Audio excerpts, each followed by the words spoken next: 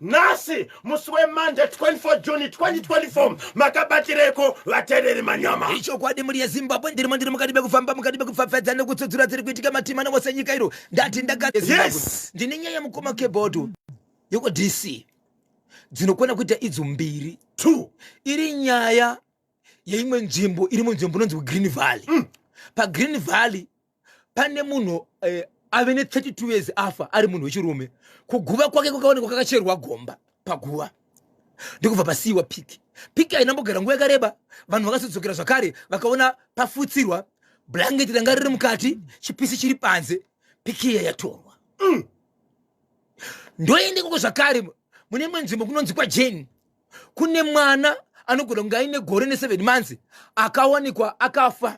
afa kudaro mwana uyu asina mapesa akakwana kubva kusikarudzi kusvika kuzvirebvu zvitsitsino nzira anoshandisa naye kugara zvakawanda zvakatorwa. Mumwe murume zvakare munzvimbo iyoyo zvakare risiri same village asi muri munzvimbo iyoyo akawanikwa zvakare akafa ari mukati menzvimbo ishi. Ndiri mukati menzvimbo yekwamutare ikoko mukoma KB ndine nyaya yefamily inokwana kuye vanhu vanokwana kuita 11 vese vakafa neaccident. 11 pa 11 ipapo kune vakafa nenzira yekuti motokari yavakakwira yakabheuka vamwe vakatyoka vamwe vakafa. Kwozoita vamwe vasina kufa neaccident asi vakauraya neaccident kuti ndiyari kudriver ofatsika munhu achifa. Kana kuti vane mwedzi miviri iri pagore January na December panotofa munhu mufamily mawo neaccident kana kuti mufamily mawo kana pane munhu anodriver anototsika munhu zvakaoma. asi zvakazoitika zvacho ndizvo ndinazvo panapa pabhikiti apa mukoma KB munhu anzwa mapere ari mukati mekurovana usiku ndokuzomuka kalondira kuriro ranetairi rakanga rakurira ndobva ratizaka ndobva ati sei auraya rasara rayo zvikana sabhuku mariro ripiswe. Murume yakazoonekwa ari busy mukoma KB achirivhiya kusvika nyaenda kumapurisa atoviga musoro achida kudiya bere pano pasiku apa padhuze nematogeti apa kutaura kuno kurunyoro unomukoma KB pawanikwa zvipfeko zvevakati zvinokwana kuti aizo 40 zvisi zvakadamburwa pakati zvakaborwa pakati sese zviri pai zviri muchikwenzi zviripo 40 zvakawanda papa Isabel vapindira kamustudio nechirongwa boshongora segment nhasi musi weMonday inotapira kuti tapi National FM radio the whole nation on one station nefenyuro inotererwa kane dzimwe nefenyuro. Baba Isabel pane vakawanda vanenge vachizotsvaga namba dzenyu vachida kukupaika nyaya pamwe chete nekutsvaga namba dzevabatsiri munobatika pa namba dzinoti kudini. Icho kwade muri Zimbabwe ndiribe ndichitizo namba dzekushandisa ndinadzo namba dzangu dzisina chipomero ndina namba dzisinganyadzise munondibata pa namba dzinoti 0771 545 025 0771 545 021 0771 545 025 0775 254 025 nedzimwe dzinoti 0736 26 35 36 0736 26 35 36 panamba idzi musadzibipa panamba idzi musafona neprivate number uyezve kana mune zvamunoda kwandiri tangai mabata bhopo ndebeba kuti nguva yandinoshivedzera munenge muchinyora tobva tatodzura uyezve musafona neprivate number nenyaya yekuti dzimwe dzenguva ndoda kuuya ikoko kana kuti pane zvamataura ndizvo ndoda kubvunza handichakwanisi kufona bheki chikonzero panenge pasina namba asi namba idzi mukafona munondibata chero nguva ipi zvayo mukaona chindinoti available dzimwe dzenguva inenge iri pasina network kana kuti muchifona musingadavirwe ndinogona kunge ndiri pane imwe foni nekuti mafoni edu maviri. Tinotenda tiripo pa National FM radio ndinonzi Love Moka Shawo kuwadzana 1 Harare. Tinotenda kane kusarudzwa kwaita National FM radio rambo wakabata ipapo chibaba chacho Love Moka Shawo. Baba Isabel Zimbabwe yamirira vaterere manyama vamirira pfapfaidza itinzwe. Icho kwadi muri Zimbabwe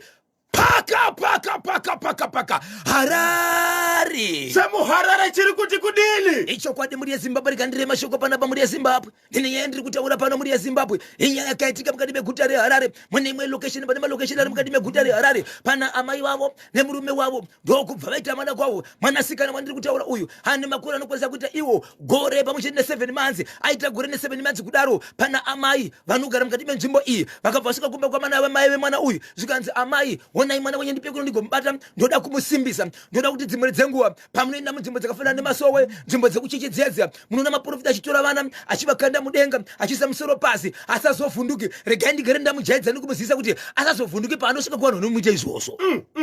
ndobva wabata mwana ndokumukanda mudenga ndokumugama ndokukanda mudenga ndokumugama ndokumukanda mudenga ndokubva mugama 3 times vachimukanda ndobva wamubata ndobva muisa musoro pasi vakasa makuma mudenga ndobva wamukanda mudenga ndobva wamugama ndobva wasvitsa mai vake vachingosvitsa mwana tatatatatatana mwana zii achibva afa. Baba Isabel sarai manya mana mbatsiri mai kuti asei kusvika vanzi manya pakiliniki kusvika pakiliniki kanzi imi mukutivigira munhu akafa karese mwana afanei asi amai ava vakazoenda panext door mushure mekusiyira ava mwana ava vachishedzera kuti ndapara mhosva ndamboita mwana zvakadai so but mwana anenge afa but ndichitaura nevanhu vekukama vanoshedzera kuti parufu pachona amai vakaita zvinhu izvi vanga vasingauyi havana kuuya mati mwana uyu sei amai ava vakazomutora vakatanga kumukanda mudenga. Ndichimubvunza mukoma KB varidze mwana vanoti iwo mwana wedu anga asingarwari kwanzi vakangoti ndoda kumusimbisa mukawana zvinoita zvimwe dzenguva ukaenda kumakereke unoona maprofita vachikanda mwana mudenga vachiita sei mwana haafana kuvhunduka saka rega ndigare ndamuita izvi kuti asazovhunduka kutora mwana wemunhu vakutomuita izvo vachinogamuchidza munhu mwana tetere mwana chibara mwana angari mwanai mwana sikana angakura sei gore 7 months vakambouya here vakazviita kumwana uyu kana kuti kangarike kutanga so ndakamira kuti vanga vachiti vakuenda kumapurisa so nyaya isati ndadzwe kunozvi ndiye kuti kumapurisa bazosvika mapurisa vari kudii asi vachitaura shoko iri vanoti mhuri yezimbabwe ndibatsireiwo ndoita sei pakadai zvakaitika rini izvi hazvina 50 years zaitika mukoma KB mwana hasati avigwa mana ndisingazivi kana nezuro kana kusura zuro asi patikapedzesera mwana uyu anga asati avigwa kana yadaiso mukoma KB yakupinda mapurisa mukati inenge yakuda nguva ndizvozvo mwana otoongororwa kuti chii chakakonzera rufu ndiani aunza nyaya kuchimuti veukama vacho vari kuti hatisazivi toita sei nokuti mwana wedu kazvaiteka izvika munhu uyu mwana wedu agara achirwara here kana kuti zvaitiwa naamai ava ndo zvakonzeresa uyezve zvichaitaura postmortem pakadai so kazhinji panowanzoitwa postmortem ichati kudii ko ikati mwana anga asingarwari zvakaoma muri kuti kudini kone icho chemuharare baba Isabel munofunga kuti imhepo heredze mhepo dzacho dziri kubva kupi mhepo kana dziri mhepo mukoma KB dzakatangira kune munhu akaenda kunotora mwana nokuti mwana ane vabereki vake mwana ari kumba kwavo iwe uri kumba kwako ungosvika iro chingoti ndoda kuita izvi pamwana asiri wako kusimbisa mwana asiri wako kusimbisa kwacho kwozouraya yesu ndopokonzeresa pane kuuraya mukoma KB kwozoita kukonzeresa kuuraya pane munhu anouraya kwozoita munhu anokonzeresa kufa kwemunhu kuti mwana uyu hana kudzipo here mukutandwa kwaitwa mudenga kana kuti akarohwa nedzungu rakawanda nakuzijaira paka mutare chiri kuti kudini mukoma KB ndine nyaya yandinaye kwamutare inonzwisa tsitsi inonzwisa shungu pane family yanga iri mukati mekuchema mukoma KB dai mukati mekushevedzera nyaya vachiti bhozho kutaura kune kwatinoita panguva ino tine urwere hwatinawo mumusha nelosi yatinayo mumusha panguva inoyi mushure mekuti takazonotsvaga mubatsiri achibva auya but munzvimbo matinogara mune nzvimbo inokwana kuita iyo imwe chete ine vanhu pavanhu 11 ine vanhu vanosvika 6 vafire panzvimbo iyi nenyaya yeaccident panzvimbo imwe chete namatambudziko hongu pakazotadza kuita ipo chaipo but kubva pamwe pakaitika accident kuchienda pane pamwe apadarike 100 meters pane kuri padhuze pakati ne 100 meters same area inongoita accident but chakaitika ndechekuti izvo vanhu ava vachifa ava 6 vakafa neaccident 5 vakafa vanhu vakauraya vanhu vachitsika nemotokari kubva mufamily ishi zvadaro vachitsvaga nyaya iyi mubatsiri anotaura achiti iye ndiri kuona iko zvinozvi mapinda mubhazi but bhazi iri radonha asi ari kukonzeresa ndimi family muri kutsvagwa umu asi ari kuita zvinhu izvi ihama yenyu but zvandoda kuti ndiite nini munhu ari kukonzeresa maaccident aya munhu akafa but ari kufamba izvezvi pese panoitika accident pafamily yenyu munhu iye ndiye anenge aenda kumberi, asi munhu uyu ari kugara panzvimbo yaakafira iye neaccident. Mushakabvu akafa neaccident asi ndiye ari kukonzeresa mamwe maaccidents. Ende kutofa kwakaita neaccident haana kufa nezvinoshamisira, akafa ari mumota mushure mekunguti mota ikabuda murodhi zvezvo kunguti munoita mabhambu akaona nenyaya kuti hamusi murodhi andirika, akafa akatogara mumwe unzi hapana kuwara, mota yakuwara here, mota haina kukuwara, asi ngatibude tiende time utasa munhu ari pasaidi vari kuona munhu aita sei afa ari mumota mababa vake. Baba uchiziva kuti mwana afa mota zvokuti vamwe vakatorama kuti munonyeba kuti mwana uyu afa nekuda kwamaita murodhi. Haana scratch, hapana pakanganisika, mota yacho haina kukanganisika, mwana afa sei. Ndokuendeswa kumoshari kuitwa postmortem, hakuna zvakabuda mukoma kepi, asi munhu akausa kunovigwa. Mubatsiri achibva auya zvikanzi kwete, ndiri kuda munhu akatanga kufa nenyaya yeaccident asi wamuine kwese naive mukama. Yes, baba vake ngauya apo, baba vachiedza zvikanzizve inini handiwi ipapo, chikonzero makandiunza ipapo muri kundifungidzisa mwana wangu. Saka mukoma kana muning'ina ene unomira apo, kuchibva kwanomira zvikanzi right ndakushishana nemi asi makamira muri sababu yemwana uyu. Zvikanzi ndiri kuda kuti tiende panzvimbo yakafira mwana uyu, ndo patotangira. Nguva yakanzi panzvimbo baba vakaramba vakati handiende ikoko. Zvikanzi baba vachibva vodzamwisawira zvikanzi tatora vanhu vakawanda vachizotibatsira panapa, asi zviri kuitwa nemunhu uyu, mubatsiri uyu achakonzeresa amwa. Zvikanzi achakonzeresa, angatomwa baba doro, zvikanzi achakonzeresa. Zvikanzi allright, ndiri kuda kuti isususu tiende panzvimbo iyi, nditsvagirei gate 1 muri dira doro, mari dira doro. Ndiri kuda kuti imimi munyore mazita evanhu vese vakafa neaccident, asi kune vapenyu vakakonzera accident yekutsika vanhu musamaisa umu, manyore pawo ega evapenyu. Asi kana maita mazita aya evanhu vakafa maise mupi mugate iri rine doro iri, tigoende panzvimbo yamakanoitira. Ichokwadi muri yeZimbabwe kwamutare vanoziva nzvimbo yakaenda vanhu vachinoita senge vari kuti abira pari parodhi. Vamwe vanhu vakataura mashoko ekuti rodhi inofamba vanhu vakawanda, kana vanhu vachiita zvinhu zvakadai somurodhi hazviite, vachibva nzi tinoda kuti tibudikire kuti rodhi mubatsira zvechokwadi rodhi ndiye vanhu vakawanda, asi panzvimbo iyi motokari dzese idzi dzaizobuda kunze kwerodhi mushure mekuita maaccident. Ndozvitoda kuita, vachibva tanga kuita pamungoma KB. Vakaita zuva rekutanga, vakaita zuva repiri, vakaita zuva retatu. Mubatsira akachishevedzera kuti kuita kwatiri kuita uku pane zvandiri kuda mhari zvinofanira kuti zviitike panapa, zvinoonekwa nemini maziso imi kuti muone kuti chii chiri kuitika. Nokuti ndikataura inini ndichaita senginonzi ndanangadzira munhu, nokuti mwana uyu akafa uyu haana kufa nenzira yeaccident, akagara ari munhu atourawa.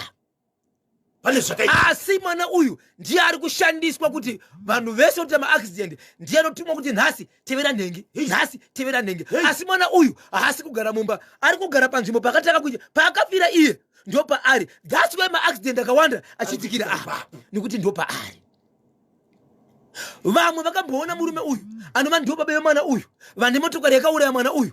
aripo baba ava kwanzi vakadhakwa vakamadoro vakarara mabhodhero doro aripo ipapo, vakatoshevedzerwa mudzimai wavo kuti murume wenyu akauya kumba here nezuro. Zvikanzi hana kuuya, zvikanzi pakafira mwana paipe peaccident paipe ndo patamuona akaenda kunotorwa ipapo. Kunotonzi akatorwa 2 times achitorwa aripo pakarara ipapo, achiti ndikasvika panapa ndinonzwa shungu, ndinorwadziwa, ndo nzvimbo yakauraya chi mwana wangu. Zvikanzi kwete mani, haisi nyaya yekufunga, haisi nyaya kuita sei, baba vanenge vachitopira pane zvavanenge vachiita, but handisi kuda kuchitaura nemuromo. Pane zvandinoda kuti zvigobuda panapa, zvigoita sei, zvigoonekwa nemini maziso. Mukoma KB zuva rechi3 varipo ipapo, mubatsiri achibva ati haiwa hongu tiri kushandisa zvedu zvinezvi, ndiri kukumbira kuti mundipe bepa rakanyorwa risina kupera nenyaya yekuti riye rakadirwa mudoro handirika ratota harichabatiki nekuverenga. Zvikanzi nyorai rimwe bepa mungosasa doro iri.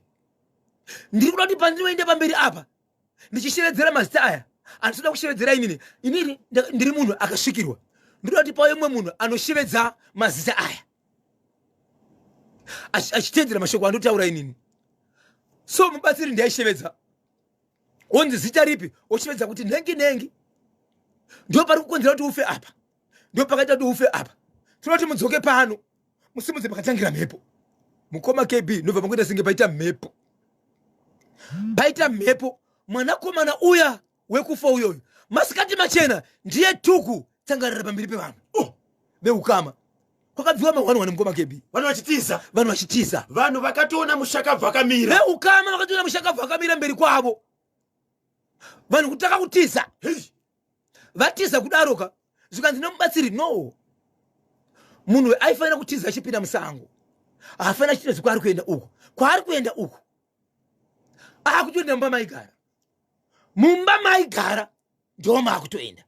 asi zvakukonzeresa vanhu vakamachinzi ngatiteverei kumbe kwemundaraunda vanhu vachibva mhanya mukoma kebhi vachienda ikoko vachinosvika ipapo vachingoti muyadhi munhu uyu akavasiya kwenguva yakareba zvekuti pavakazofamba vachitevera vanga vasisamuoni but vaakutosvika muyadhi akaita sezvinonzi akakamira kunze kweyadhi achingoona kuti vanhu vasvika ndokutaka kuonekwa zvakare achipinda pai muyadhi akangonopinda kuti mubedroom achipinda mubedroom ndobva yatungira moto ngandu motokari ndiri kushevedzera mhuri yezimbabwe yokwamutare vari kuziva imba yakatsva yevanhu vanga vachitabira ine vanhu vane family vanokuona kuita 11 5 vakafa 6 vakafa ne5 vakatsika vanhu nemotokari ndobva yafuta kudaro mukoma kb baba vaive vakamhanya kuda kunopinda mumba umu vachiti zvinhu zvangu zviri kutsva vakatonzwa nevanhu vachida kupinda mumu vachiti ndiregei ndipinde umu imba yangu yatsvenei ndokubva vabatwa kusvika kuti hazvikusungwa iko zvino zvemukoma kepi inzo baba vanoti ivo vari kunzwa vanhu vachitaura munzeve dzavo ende vanhu vari kutarunzwa vachitaura munzeve dzavo ndivo vanhu vai vakafa kuti nenge ndiri kunzwa vachitaura vakangotanga kuti nenge ndiri kunzwa vachitaura ito vasungeka kuti vagarisa pasi avachitogatsikani vatosingamona sei ari kumhanya akutasika njere vakangotiyedzera chiti kungoti ei nenge ari kunidana mamunzwa here nenge ari kushevedzera vatosingamona urakiyani nzere utobatai munhu otobata munhu saka izvezvi mukoma kb vakanzi ivo vari kuda kuti vaende panzvimbo iyi vabike doro varare vari ipapo asi zvavava kuda kuita mai ndezvekuti vanzi hamukwanisi kuita muzvinhu izvi munzvimbo iyi ine varidzi nevakuru tangai maenda kwashe munovaudza kuti ndizvamuda kuita panzvimbo iyi ndokunge vatenda uyezve munzvimbo dzese dzine vari pasi mambo anogona kuti aivo mambo asi dzimwe nzvimbo dzinotori nenzvimbo inonzi vanoona nezvevhu remuno mupa midzimu ndivana nhengi vose vakaudza wouya panzvimbo saka izvi vakagara pamba varipo bati baba vakutosinge munhu urwana nenjere asi veukama ri kuti hatisida kumira chikonzero takatoudzwa kuti hatichatapera kufa tichafa zvakare asi mwana uyu paakapinda mumba muimba yakapfuta motoyo anakonekwa kwakaenda ende mubatsira kushedzera kuti itai kuti mukasire kuenda kune veukuru tiite chinhu ichi panzvimbo nekuti mwana uyu kana iye asina kuzorodzwa hamusi kumira kufa muchangoramba muchifa paanenge akangotuma chero kuti enda kuna nhengi akutotevera ende ndaona mapinda mubhazi makawanda muchiti mune mutambo wamuri kuenda kune munzvimbo yeukama bhazi iro hakuna kwana kusvika asi ndimakonzeresa nevamwe vanga vari mukati imomo saka veukama rushedzera kuti kufamba sekusheko mukoma kebhi vanenge vanhu vamira kufamba vari kuti kaenda kwamambo tikatendera zvatoda kuita taita tosaka kufamba taudzwa kuti zvinhu zvese zvandakabata mubatsira kuti zvinopera uyu wandakwanisa kubudisa uyu ndiye munhu ane nyaya dzese ndiye akaurawa nababa vake nenzeye yekuti vari kuda kumushandisa nguva yevanotodonedza vanhu chete vachifa pane zvinoitika kwavari asi kuvatarisa mukoma kb vane chigayo 1 baba ivavo vekuti dzimwe dzenguva bhandi racho mukaritarisa mukoma kb rakatobuda tambwe wayadziyadziya bhandi rokusunga tirauzi hapana chavainacho asi ndivo vakakonzeresa rufu rwamwe vanhu 6 nemwana wavo ya zvakaoma mutare yacho ipi chaiyo mukoma kb tikaenda kwachief marangi saka kwachief marangi ndokwandiri kuti iko zvinozvi ndokwavari kuda kunokumbira kuti vaende veukama kuti vasvike vataure kuti tine nyaya yakadai so but nyaya haisi pamba iri munzvimbo yakafanana nemurodhi imimi ndimi mambo munotitenderera chikonzero mubatsira akashevedzera kuti kana takuita zvekurara tichitamba apa munofanira kunge manotaura kuvaridzi venzvimbo kuti vazive kuti muri kuita zvinhu izvi ipapo ndipo vamira machi kuti achataka kuenda kunzvimbo iyi ndiani nekuti mufamili macho meseka mafa vanhu vakawanda zvakaoma regai tinzwe kuti vedare vanoti kudini icho chekwamutare machinzwa seko mhuri yezimbabwe 13 minutes pasi 10 ndopafika nthawe pari manje pazbc national fm radio tiripo kankati machirongwa bhozhongora segment Ndimekufamba mukati mekufapfadza dziri kuitika matema anose nyika ino wamukaseko kwilune nyesha musangwe nesikakangani wezhira mwenje chimutakabada kuti dzii kwanza ndichisiya ari paFlorida apa kwanza chimuti ndakachibata ndiri kumhanya nacho uyezve ndiri kutoenda nacho chikonzero charemera dzinza wamukaseko wanoshedzera kuti iye hedhimonde vhani chimuti wakabata kwanza ndichisiye chadhogodha mimba yeberi kwanza ndakachibata ndiri kumhanya nacho handisi kuchisiya chikonzero charemera dzinza wamukaseko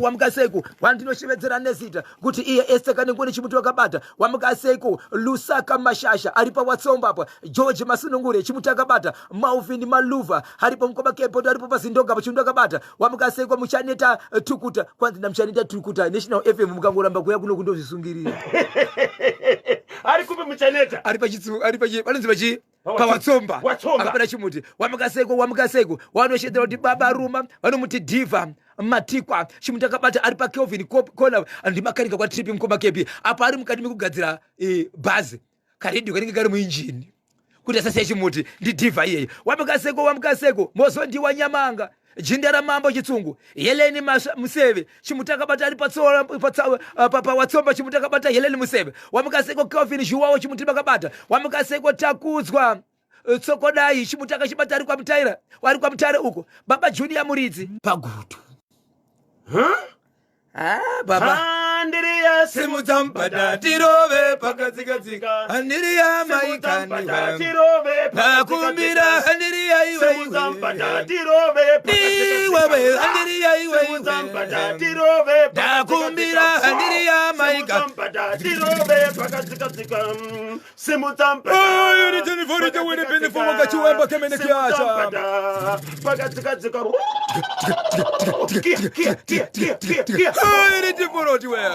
Reporting to the angel.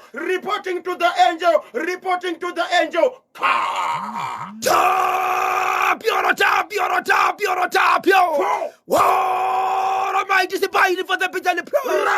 Jomanda wakachiwemba kemene kiacha. Simpiti horomai.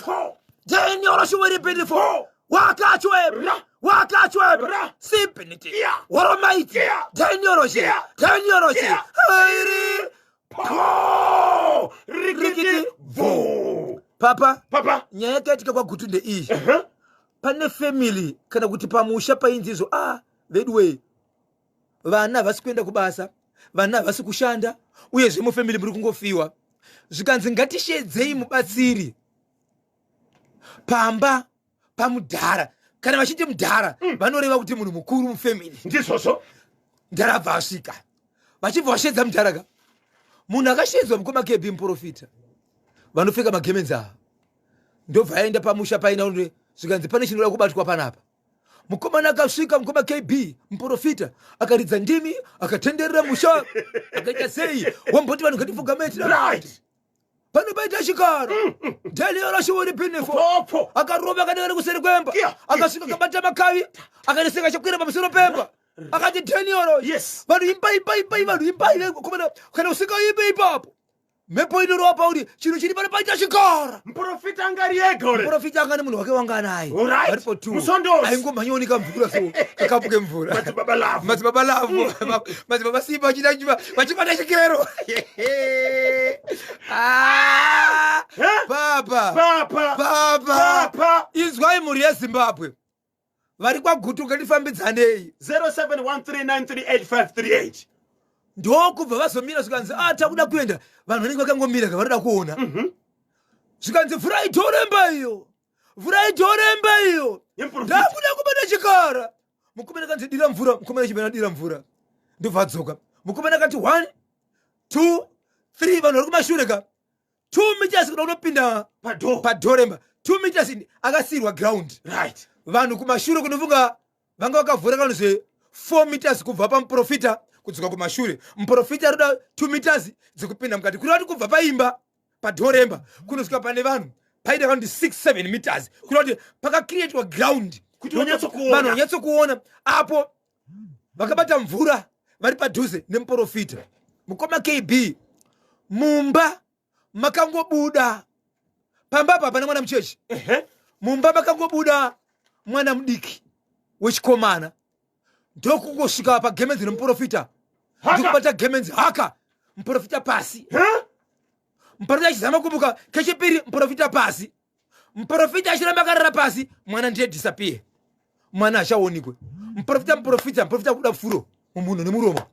takurai munhu kumhanya kuchipatara vachisvika kuchipatara ndobva anzi gaiswe padrip ana kupedza nguva mprofita ndiye sarai vamwe vanhu vakatozotevera vachibva kumba vachinzwa kuti kwanzi mprofita adakokwa vakatosvika munhu atoshayikwa atoiswa muchari munhu atofa muri kuti muprofita 2 meters kuti apinde mumba makabuda mwana uyu akabuda mwanakomana vanoti kana kuri kuti kuchikoro anogona kunge iri saizi kutoti akaenda kuchikoro asida kuenda kamwana kadikidiki kaitofamba ndikangosvika kachingobata gemenzi kaita singakakusungirira muruoko kudai pakaita singaringogwina kudai so muprofita pasi muprofita kuzama kumbuka kechi2 kechi3 pasi muprofita ndiwe mwana disappear muprofita kunosvika papa mwana kutoti akubuda furo but vanhu akuti isu pana patina mwana akubuda mumbomo vanhu ndirazoita pamuprofita kutora nguva munhu akatanga kusvika ndiye munhu wake anganika pevhati no munhu akutobuda ropa munhu akubuda furo ndo pakatakurwa muprofita aindiswa kupi aindiswa kuchipatara asvika pachipatara zvikanzi muisei padrip ndiye drip risati rapera drip munhu kwakusisina muprofita akatofa muri kuti pamba paishandirwa apa paida kubatsirwa vanhu hapana mwana mudiki asi mumba makabuda mwana ende mwana iye paakarowa muprofita akabva todisappear ana kuonekwa zvakare ende akaita sengapinda mumba ende mumba imo mwana auzowanikwa ndobva disappear zvachose saka pamba apa vanhu havana kubatsirwa vari kubatsirwa sei pakatowedzerwa nyaya pakatozoitwa rufu instead yekubatsirwa saka muprofita wakatovigwa here asati avigwa muprofita zvakatika musi wetuesday last week muprofita atomira kuti aitwa postmortem handizivi kuti anoita postmortem because akazofira pai muchipatara but veukama hwake vakadzokera pamba apa mushure mekutozozwa nokuti mukomana uyu paakaenda kuchipatara haana kuendeswa neveukama akaendeswa nevanhu vepamba apa nemunhu wake wakauya naye uyu ndiye akaenda kunoudza vanhu ava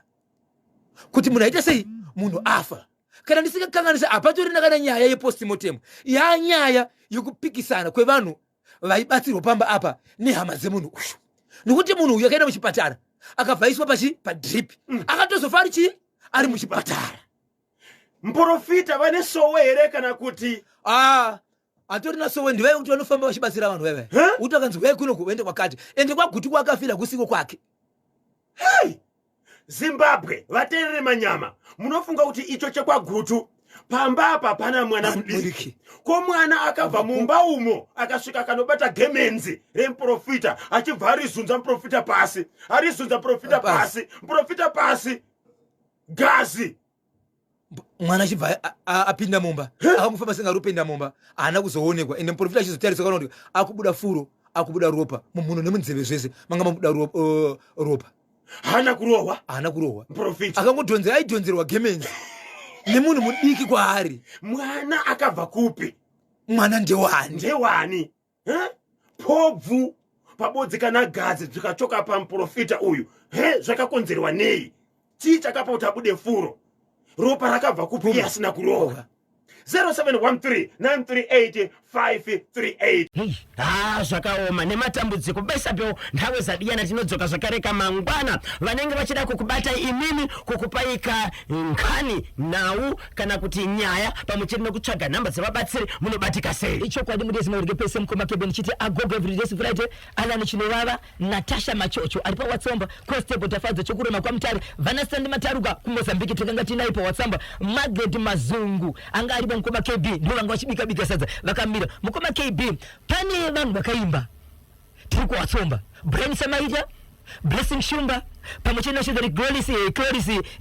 Mashuwaire and manager wakanonzi iye chakandinakira ndakakwanisa kuita interview na Brian Samaita pamwe china Gloris Mashuwaire mangwana nishenge nichikudze kuti no vanhu ava vanga vakamira sei zvainakidza sei uyezve munobatika sei munozviwana sei zvavakatitira panyika zvinokufadza inde zvepi nekuti mashozi vanoita nekubata kwese saka mangwana tinenge tinawo tichita sei tichirova chinhu izvo vanenge vachida kundibata muri yeZimbabwe munondibata panhamba dzangu dzisina chipomero nhamba dzisinganyadzise iyi nhamba dzinoti 0771 545 025 0771 545 025 nedzimwe dzinoti 0736 263536 0736 263536 ndapota musabipa sa Rebecca Foster Rikiti vote matenda. Ichokwadi here kana kuti manyepo kuti nyanga yechipembere yakagadzirwa nekretini inolaka same protein inowanikwa muvhudzi nemunzwara dzemunhu. Ichokwadi kungoti iyo ka kretini iyi inenge iri compacted, inenge yakabatana zvounyanzvi, ndosaka yakazobatana kuita kanyanga kuchipembere, asi ndiyo imwe cheteka inowanikwa kamuvhudzi pamwecheteka nemunzwara dzemunhu. Ichokwadi. Maita basa muri yeZimbabwe, ndinonzi KB Kanyemba Bonzo. Tosangana kamangwana mune chimwe chirongwa, the hottest mid morning show in Zimbabwe pa National FM Radio. Tata musare bwino bwino. Makorokoto matenderwa